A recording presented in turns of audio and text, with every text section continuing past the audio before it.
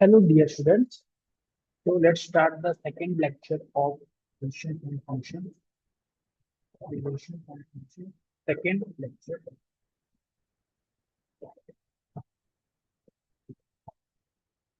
Okay. Till now we have studied about what are like definition of ordered pair and Cartesian product of two sets. And after that we have learned about what are the relation. तो इतना चीज हम लोग ने पढ़ लिया था बच्चों कि रिलेशन क्या होते हैं और कार्टेशियन प्रोडक्ट क्या होता है और ऑर्डर पेयर क्या होता है ठीक है. Now we will see that what are the types of relation. I also talked about that. So let's discuss some more about these types of function relation. And उससे पहले मैं एक टॉपिक बता देता हूँ आपको. फर्स्ट टॉपिक है that is what are the domain codomain range of relation. तो बच्चों तो डोमेन क्या होता है. जैसे आपका रिलेशन है कोई और एरो डायग्राम से दिखा देता हूँ. जैसे ये ए है आपका सेट और ये बी सेट है. ठीक है. तो इसमें 1 2 3 4 एलिमेंट्स हैं. इसमें 5 6 7. ओके. अब मान लो कि ये इससे रिलेटेड है, ये इससे रिलेटेड है और ये इससे रिलेटेड है. ओके. तो यहाँ पे आपका यहाँ पे डोमेन क्या होगा. यहाँ पे डोमेन क्या हो जाएगा. One domain set. डोमेन होगा यहाँ पे. डोमेन होगा सेट 1 2 3. इसमें देखिए फोर नहीं आएगा क्योंकि फोर किसी से रिलेटेड नहीं है. तो जो एलिमेंट्स आपके जिनका इमेज प्रेजेंट है इनमें, that is that are what your domain. That comes in your domain. तो 1 2 3 क्या हो जाएगा. इसका डोमेन होगा. ओके. एंड सेट ए तो ये पूरा होगा 1 2 3 पूरा. अब कोडोमेन क्या होगा इसमें. कोडोमेन बता सकते हैं. कोडोमेन होगा पूरा total set B. Total set B. Set B यानी कि 5 6 7 क्या हो जाएगा आपका. कोडोमेन हो जाएगा. और आपका जो है रेंज क्या होगा. Range is the set that is मान लीजिए सेट आर हो गई. तो वो क्या हो जाएगा आपका 5 6. क्योंकि जो जिनका जो इमेज प्रेजेंट है वही क्या हो जाएंगे आपका सेट में. एलिमेंट्स क्या होंगे रेंज हो जाएंगे उस रिलेशन के. जैसे 5 और 6 से रिलेटेड है केवल यहाँ पे और 7 तो किसी से रिलेटेड नहीं. दैट इज वाई यहाँ रेंज क्या होगा इस सेट का. मतलब दिस रिलेशन का रेंज क्या होगा. 5 और 6 होगा. ठीक. तो let's move forward and see the types of relation in the more detailed way. First क्या है आपका रिफ्लेक्सिव. रिफ्लेक्सिव मैंने बताया था आपको कि for every element a present in set A there should be a comma a element order क्या should be present in the relation R. मान लीजिए जैसे मेरे पास ये है ए सेट है 1 2 3 और ये बी सेट है 1 2 3 4. तो ये इससे रिलेटेड होना चाहिए, ये इससे रिलेटेड होना चाहिए, ये इससे रिलेटेड होना चाहिए. ओके. तो ये आपका क्या हो जाएगा 1 कॉमा 1 कॉमा 2 कॉमा 3 कॉमा 3. तो ये आपका एक तो आइडेंटिटी भी होगा. आइडेंटिटी रिलेशन भी होगा. इसको आइडेंटिटी रिलेशन कहते हैं जिसमें केवल 1 1 2 2 3 3 होंगे. ठीक है. आइडेंटिटी रिलेशन भी कहेंगे इसको. और तो क्या कहेंगे रिफ्लेक्सिव रिलेशन भी कहेंगे. Reflexive relation. ओके बच्चों. और अगर इसमें एलिमेंट जैसे ये भी प्रेजेंट होता 1 2, अगर इसमें 1 2 भी प्रेजेंट होता तो ये केवल क्या होता है रिफ्लेक्सिव. तब आइडेंटिटी नहीं होता ये. आइडेंटिटी में केवल 1 1 2 2 3 3 होते. अगर यहाँ पे 1 2 आ गया तो ये रिफ्लेक्सिव तो होगा. क्योंकि रिफ्लेक्सिव को किससे मतलब है. बस इतने होने चाहिए आपको. तीन यहाँ पे तीन जैसे हैं तो इनके पेयर तो होने चाहिए. और बाकी कुछ भी हो उससे रिफ्लेक्सिव को फर्क नहीं पड़ता है. इतने तो होने चाहिए. ठीक है. अब मुझे आप बताइए कि क्या ये एग्जाम्पल रिफ्लेक्सिव होगा.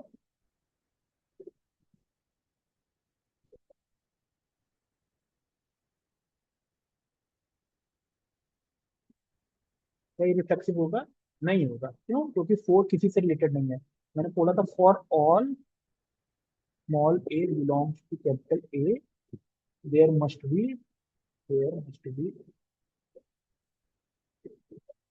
A, present in relation are.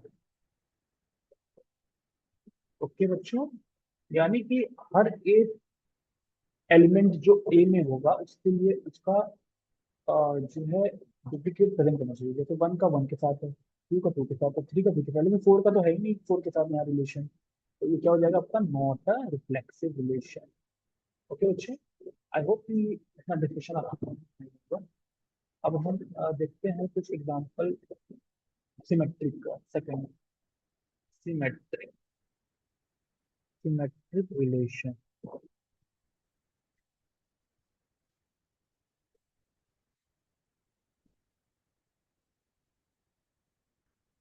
ठीक है बच्चों, अगर आपका जैसे अगर यहाँ पे सेट ए है और वन टू थ्री तक है, यहाँ पे प्रेजेंट है, और यहाँ सेट बी है और आपका वन टू थ्री ये प्रेजेंट है। ठीक है, आपका अगर ये वन जो है टू से रिलेटेड है, टू वन से रिलेटेड है, ठीक है, और थ्री थ्री से रिलेटेड है, तो रिलेशन आर दिया है, जो कि क्या है, तो one comma two comma two comma one comma three comma three.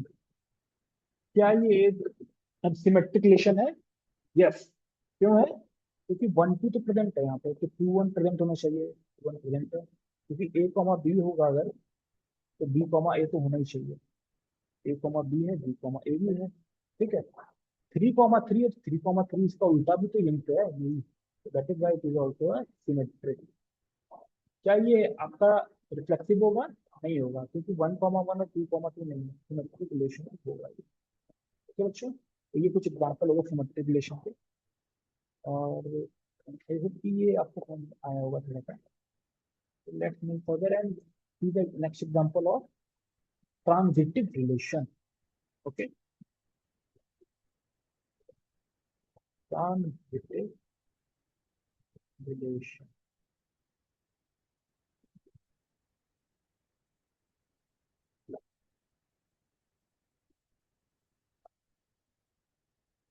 अब आप मुझे बताइए कि एक सेट, एक रिलेशन है आपका, ए रिलेशन है ए, जिसमें कि आपका वन कॉमा टू है, टू कॉमा वन है, टू कॉमा थ्री है।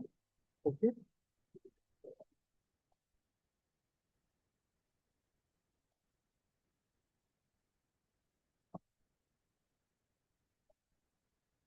वन कॉमा थ्री है,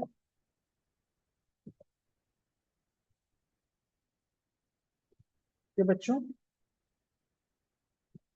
और वन कॉमा वन है। आपको बताना है क्या ये आपका ट्रांजिटिव होगा रिलेशन की नहीं होगा। अब आप सोच के बताइए कि ये ट्रांजिटिव है कि नहीं। बहुत कंफ्यूजन होता है बच्चों को ट्रांजिटिव में, तो आप ही बताइए मुझे कि ये ट्रांजिटिव होगा या नहीं होगा।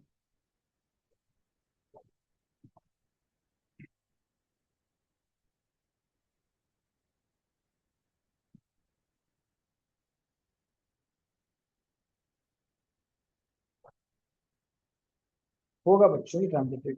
अब आप सोचेंगे कि क्यों नहीं होगा, क्यों होगा, ये क्यों, ठीक तो है, थ्री टू तो है ही नहीं। देखिए बच्चे, मैंने बताया था आपको कि ट्रांजिटिव के लिए क्या होना चाहिए, if A comma B and लगाया यहाँ पे, and B comma C are present. Okay, this implies that a comma c must be present। ये सबके लिए होना चाहिए, सारे ऑर्डर पेयर के लिए। तो सारे मतलब पहला जिसका एलिमेंट है यहाँ पे, उसके सबके लिए चेक करना है आपको कि ट्रांजिटिव होगा कि नहीं होगा। आपको लग रहा होगा टू थ्री है सर, लेकिन थ्री टू तो है ही नहीं, तो क्यों होगा ट्रांजिटिव। लेकिन यहाँ पे देखिए, ए बी, मैंने ये बोला है, इस ए बी एंड, यानी दोनों होना चाहिए, तो यहाँ टू थ्री और थ्री टू तो है ही नहीं, तो इससे इसका लेना देना नहीं है ट्रांजिटिव का। मतलब इसको छोड़ दो आप, ये होना या ना होना ट्रांजिटिव के लिए कोई फर्क नहीं पड़ेगा। आपको अदर्स देखने हैं। देखिए पहले से स्टार्ट करते हैं। तो यहाँ पे एलिमेंट क्या क्या है, पहले वन, सबसे पहले यहाँ वन आ रहा है, वन, वन के साथ आपका टू रिलेटेड है, वन कॉमा टू। तो अब देखिए टू किससे रिलेटेड है, यहाँ पे टू कॉमा वन से रिलेटेड है, और टू कॉमा थ्री से रिलेटेड है। ठीक है बच्चों? 2,3 से रिलेटेड है और 2,1 से रिलेटेड है। अब मुझे ये देखना है कि 1,2 है, 2,1 है, तो क्या आपका 1,1 है यहाँ पे है? तो 1,1 तो है भाई, तो यानी ट्रांजिटिव इसके लिए तो सही है, क्योंकि 1,2 है, 2,1 है, तो 1,1 भी होना चाहिए, तो ये तो यहाँ प्रेजेंट पे देखिए, यहाँ प्रेजेंट। अब देखिए यहाँ पे 1,2 है, 2,3 है, तो 1,3 है क्या यहाँ पे है? 1,3 भी है, तो यानी इसकी ट्रांजिटिव का ट्रुथ है। ठीक है, तो 1,3 तो प्रेजेंट है। अब 2,1 देखिए, 2,1, वन किससे रिलेटेड है? तो 1,3 से रिलेटेड है, और 1,1 से रिलेटेड है। अब आप देखिए कि 2,3 है क्या इसमें प्रेजेंट है? 2,3 प्रेजेंट है। ठीक है, 2,1, 1,3 है ना, तो 2,3 भी प्रेजेंट होना चाहिए, 2,3 है भाई यहाँ पे, इसके लिए सही है। अब 2,1 है, 1,1 है, तो क्या 2,1 है इसमें है? 2,1 भी है, तो यानी ये क्या हो गया आपका, सही हो गया, इसके लिए भी सही, इसके लिए भी सही। अब 2,3 के लिए चेक करना होगा आपको, ठीक है बच्चों? 2,3 के लिए चेक करना होगा, 2,3। तो क्या 3 किसी से रिलेटेड है? नहीं है रिलेटेड, तो यानी इसके लिए चेक करने की जरूरत नहीं है, आपका ये ट्रांजिटिव में कोई फर्क नहीं डालेगा, ठीक है। और 1,3 भी है इसमें, तो क्या 3 किसी से रिलेटेड नहीं है? तो इसका भी कोई फर्क नहीं पड़ेगा, ठीक है। इन दोनों में कोई फर्क ही नहीं पड़ेगा, क्योंकि 3 किसी से रिलेटेड ही नहीं है, स्टार्टिंग में 3 कहीं और है, नहीं है। तो इन दोनों को अगर आप डाल भी देंगे ट्रांजिटिव में, तो उनसे ट्रांजिटिव नेचर चेंज नहीं होगा। और जो ये कंडीशन फुलफिल कर रहे हैं कि 1,2 है, तो 2 वाला अगर प्रेजेंट है, यानी ए बी और एंड बी सी भी होना चाहिए, ये और ये होना चाहिए, ये और ये होना चाहिए, तो उसके हिसाब से एसी भी होना चाहिए, एसी वाला तो ये मैंने प्रूफ कर रहा है, तो यानी कि आपका ये क्या हो जाएगा, ट्रांजिटिव रिलेशन हो जाएगा। This is transitive relation. I hope you got this point कि ट्रांजिटिव कैसे चेक करते हैं। हम सारे एलिमेंट्स के लिए तो चेक करेंगे जो जिसमें, लेकिन वो ए बी और बी सी भी पेयर होने चाहिए इसमें। ऐसा नहीं कि केवल ए बी प्रेजेंट है तो आप उसके ट्रांजिटिव देखने लगेंगे, ठीक। तो I hope this point is clear. Let's move further and see some example. Question करते हैं रात को। क्वेश्चन 1 देखते हैं। If set A is equal to 1, 2, 3, 4, 5, 6, okay, relation R is from relation R दिया आपको,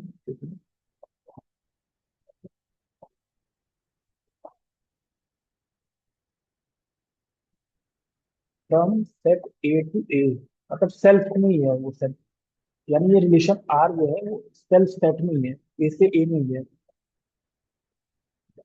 और relation R from set to A such that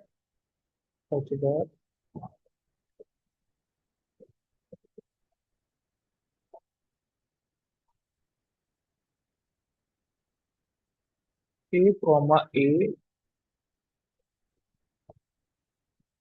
such that A A comma B ले लीजिए, इसमें दो एलिमेंट को अलग से दिखाने के लिए, a plus b is even number,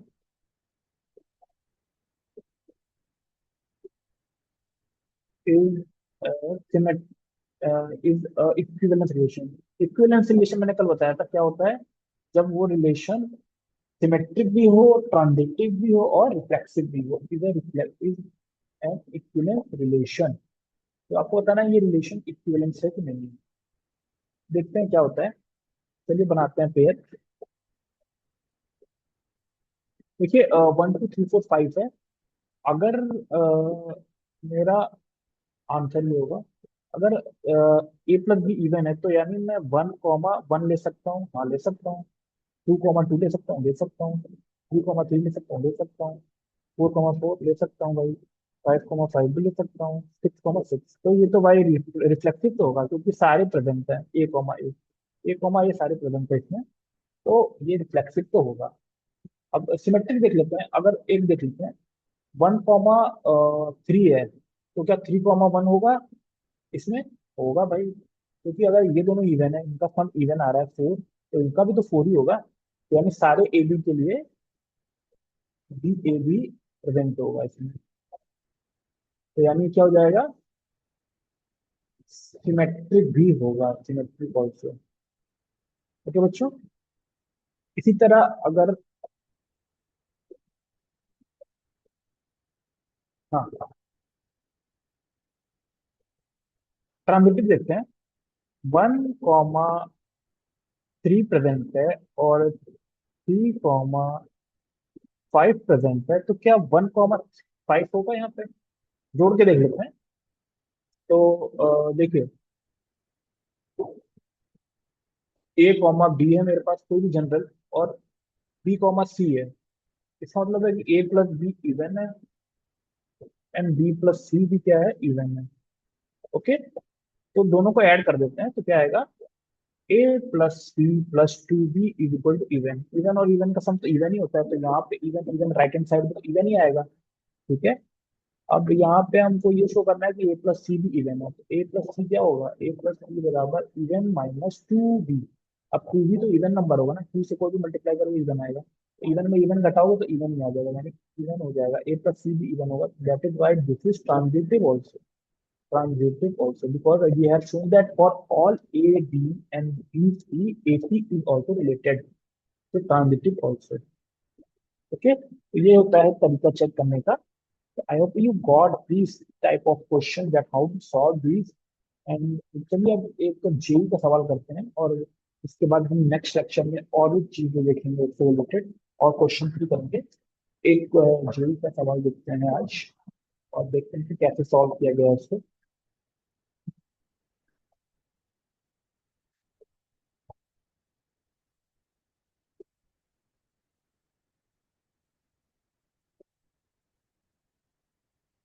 तो ये जेई मेंस 2026 में पूछा गया सवाल है। ठीक है बच्चों, let relation r on set n 1 2 3 up to 16 be given by r equal to x comma y 4 y equal to 5x minus 3, where x y belongs to capital N, then the minimum number of elements required to be added in r in order to make the relation symmetric।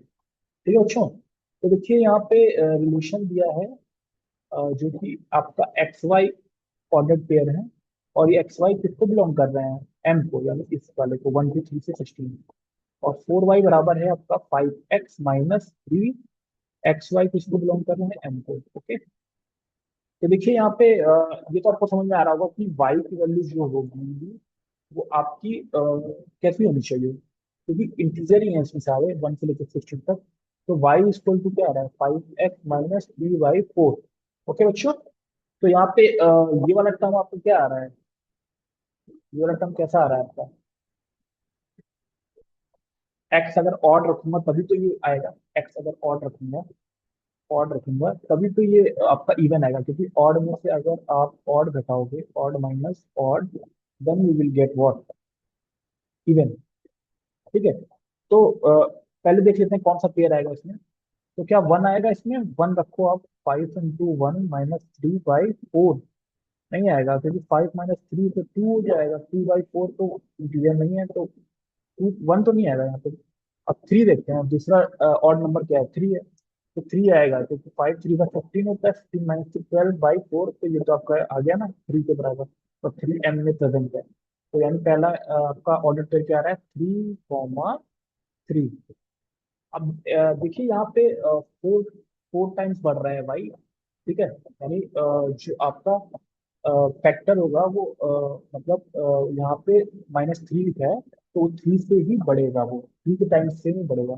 ठीक है, तो यानी कि 3,3 आ गया, तो अब क्या आएगा आपका, 3,3 के बाद क्या आएगा आपका, मतलब इसके बाद थ्री के बाद आपका यहाँ पे 5 रखते तो नहीं आएगा, क्योंकि 5 5 का क्या हो जाएगा, 25 - 3। ठीक है, और 21/4 तो नहीं आएगा, तो 5 7 का रखोगे, तो 35 - 3, तो ये तो 32/4, तो यानी अब 7 आएगा, यानी 4 4 से बढ़ रहा है, क्योंकि 4 टाइम्स वाई है ना, तो 4 4 से बढ़ रहा है, यानी अब 7 कॉमा, और वाई कितना आ रहा है यहाँ से, आपका आएगा 32/4 यानी 8, तो 7,8 आ जाएगा भाई। इसके बाद आपका फिर कितना पड़ेगा, 3 से 7 गया, तो 7 से 11 जाएगा। ठीक है, तो 11 कॉमा क्या आएगा बताइए, 11 रखिए इसमें, तो 11 रखने में तो कितना आ जाएगा, 5 × 11 - 3/4, यानी 55 - 3 कितना होता है, 52/4। ये कितना आ रहा है आपका, वन और यस 3, तो 13 आ रहा है, 11 और 13 आ रहा है। ओके, अब इसके बाद अगर आप रखेंगे तो क्या आएगा, 4 का डिफरेंस फिर आएगा, यानी फिर आपको कितना रखना होगा, 15 रखना पड़ेगा। लेकिन क्या 15 रखने पे आपका रेंज जो आ रहा है वो 16 के अंदर आ रहा है, देख लेते हैं। 5 × 15 -3/4, 5 15 का होता है 75, -3 72 हो जाता है। अपॉन 4 करोगे तो 1, और 18, 18 तो है ही इसमें, 16 तक ही है, तो यानी ये वाला एलिमेंट नहीं आएगा और ये ऑर्डर पेयर भी नहीं बनेगा। तो ये आपका आ गया क्या, ये रिलेशन आ गया, ये रिलेशन आ गया। अब इसको सिमेट्रिक बनाना है तो कितने ऑर्डर पेयर इसमें और डालने पड़ेंगे, ठीक है, या एलिमेंट्स कितने डालने पड़ेंगे। तो देखिए 7 8 प्रेजेंट है यहाँ पे, 8 7 भी होना चाहिए, 8 7 तो आएगा भाई। 3 3 का 3 3 प्रेजेंट है, इसके लिए कोई नहीं डालना हमको। 11 13 के लिए क्या डालोगे, 13 11, तो दो ऑर्डर पेयर और डालेंगे, यहाँ पे दो एलिमेंट्स और डालेंगे। क्या आंसर आएगा इसका, 2। तो थर्ड ऑप्शन करेक्ट हो जाएगा। ये देखिए ना, सिंपल सवाल था ये जे मीन्स का, और आपने ये इतनी जल्दी कर लिया। तो आई होप कि ये लेक्चर आप लोग को अच्छा लगा होगा। और कोई भी कमेंट अगर आप करना है डाउट के रिगार्डिंग तो आप कर सकते हैं इस पे। और anything you want to ask you can ask in this lecture. Thank you and have a great day.